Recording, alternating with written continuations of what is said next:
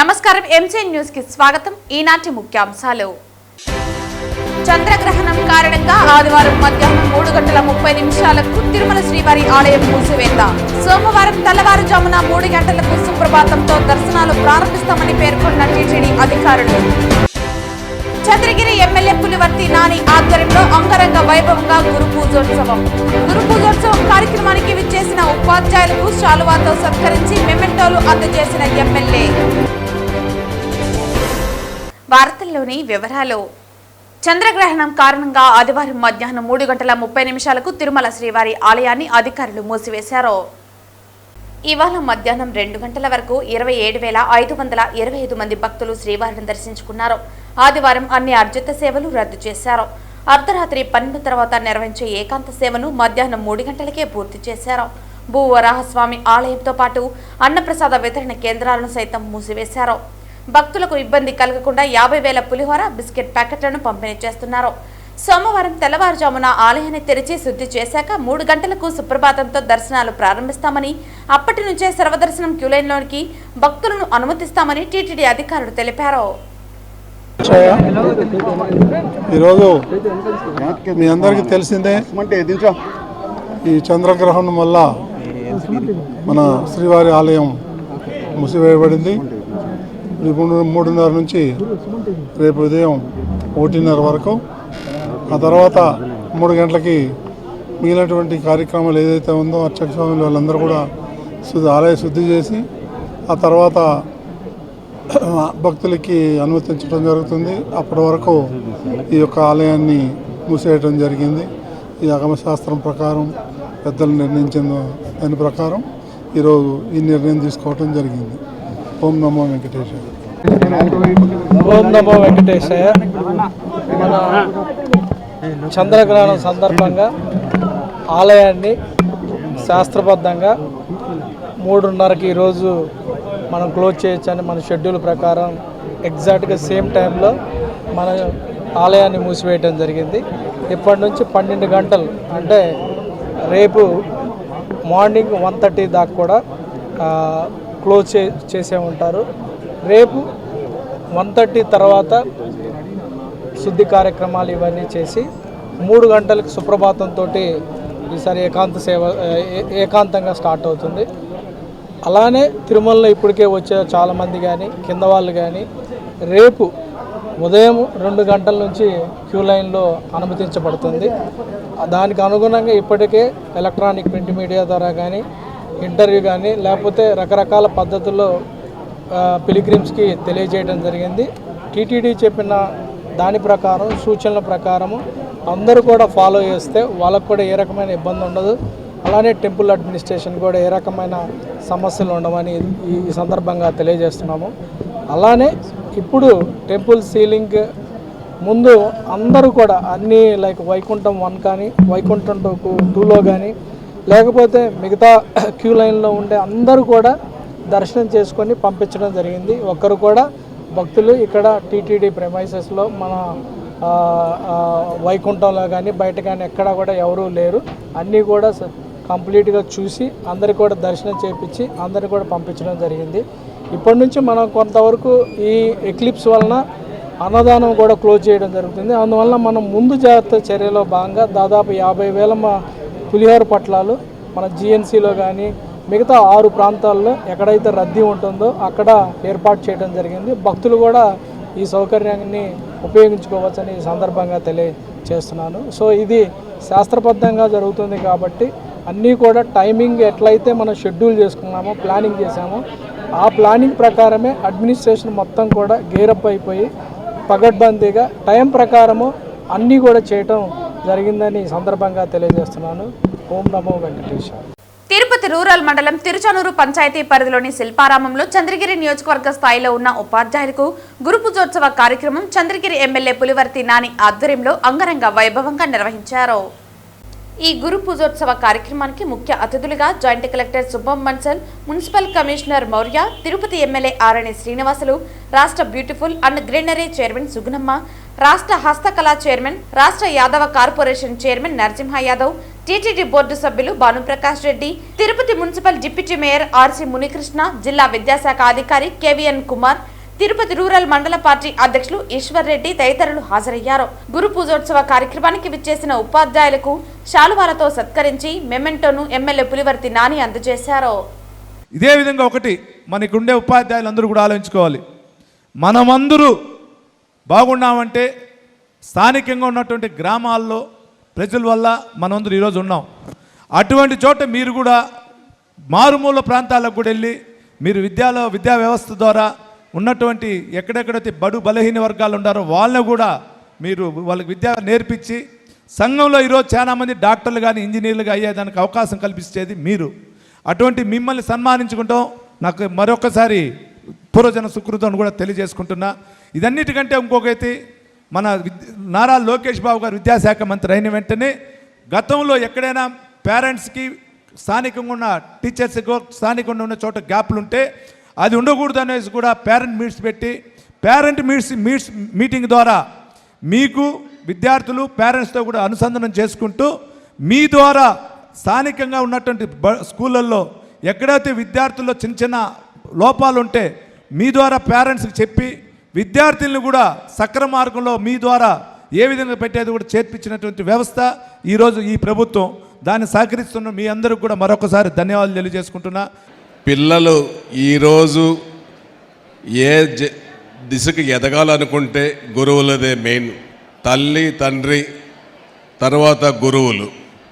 తెల్లవారి స్కూల్కి వస్తే సాయంకాలం పోయేంత వరకు పిల్లలు మీ దగ్గరే ఉంటారు.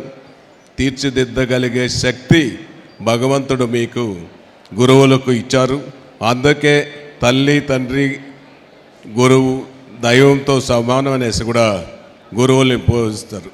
గురువుల్ని ఎప్పటికి కూడా వాళ్ళ దగ్గర చదువుకున్న పిల్లలు ఎప్పటికి కూడా మర్చిపోలేని విధంగా గురువుల్ని గుర్తుపెట్టుకునే అవకాశాలు కూడా ఎక్కువ ఉంటుంది.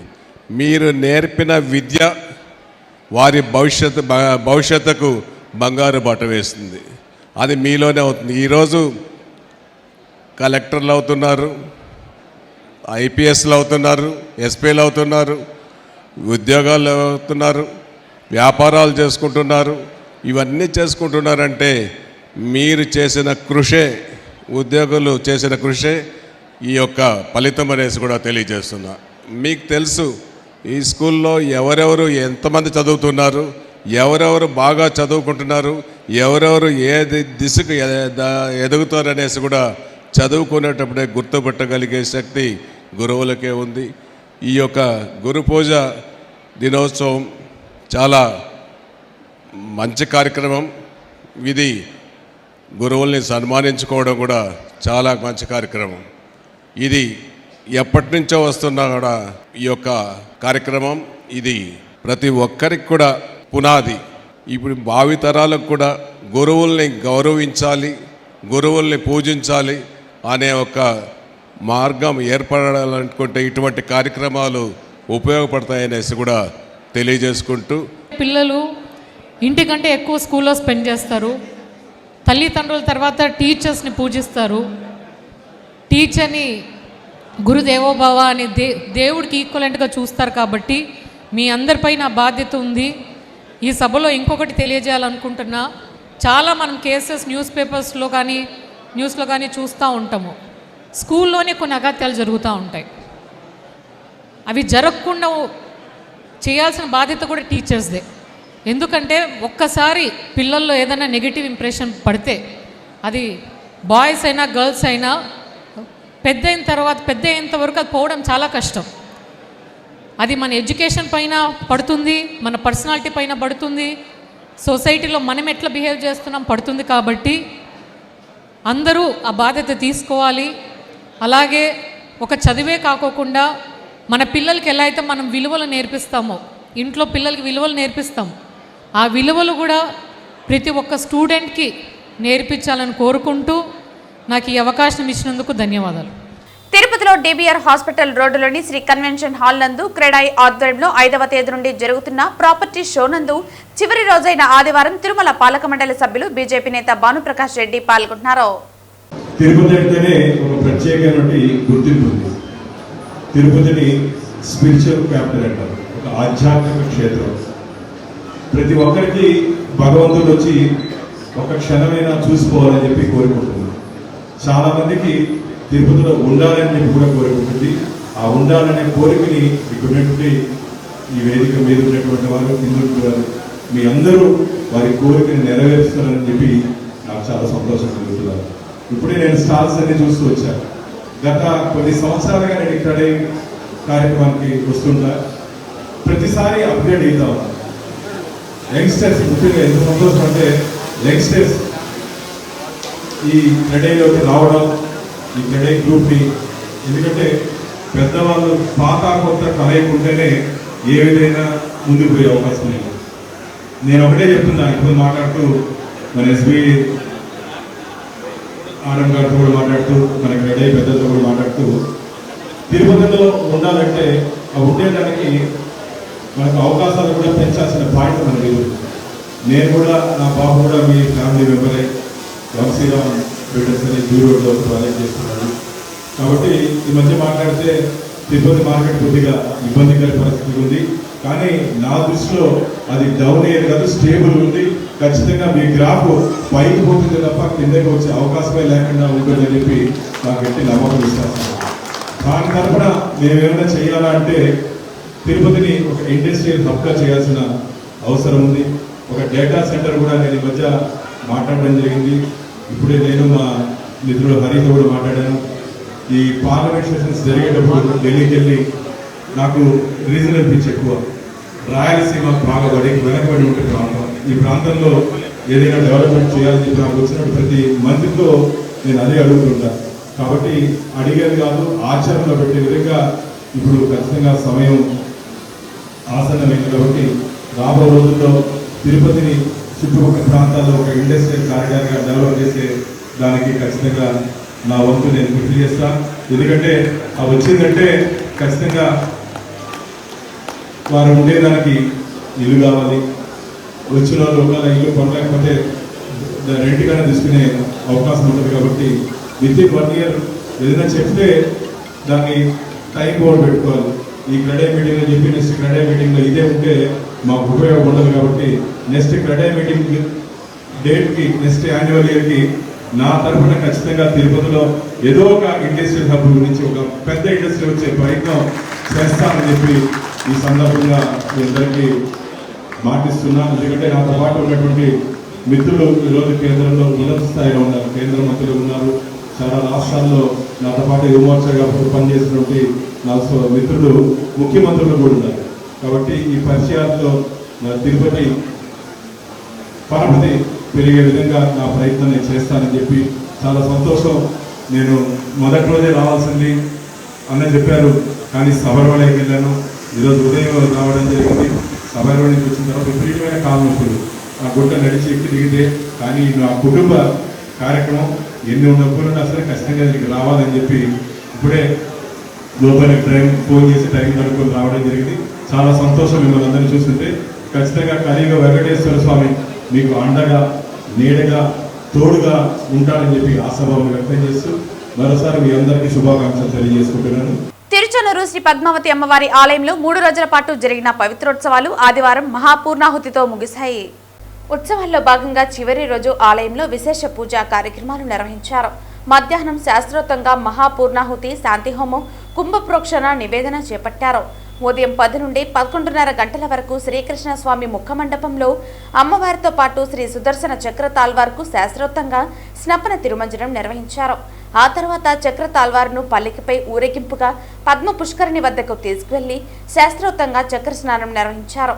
చంద్రగ్రహణం సందర్భంగా మధ్యాహ్నం 2:15 ఆలయ తలుపులు మూసివేశారు. ఈ కార్యక్రమంలో ఆలయ deputy EO Harindranath, AEO Devarajulu, ఆలయ అర్చకులు బాబుస్వామి, సూపరింటెండెంట్లు రమేష్, శ్రీవాణి, టెంపుల్ ఇన్స్పెక్టర్లు చలపతి, సుభాష్, భక్తులు పాల్గొన్నారు. వార్తలు ముగించే ముందు ముఖ్యాంశాలు మరోసారి. చంద్రగ్రహణం కారణంగా ఆదివారం మధ్యాహ్నం 3:30 తిరుమల శ్రీవారి ఆలయం మూసివేత. సోమవారం తెల్లవారుజామున 3 గంటలకు సుప్రభాతంతో దర్శనాలు ప్రారంభిస్తామని పేర్కొన్న టీటీడీ అధికారులు. చంద్రగిరి ఎమ్మెల్యే పులివర్తి నాని ఆధ్వర్యంలో అంగరంగ వైభవంగా గురు పూజోత్సవం కార్యక్రమానికి విచ్చేసిన ఉపాధ్యాయులకు శాలువాతో సత్కరించి మెమెంటోలు అందజేసిన ఎమ్మెల్యే. ఈ వార్తలు ఇంతటితో సమాప్తం. తిరిగి వార్తల్లో మళ్ళీ కలుద్దాం. అంతవరకు సెలవు. నమస్కారం.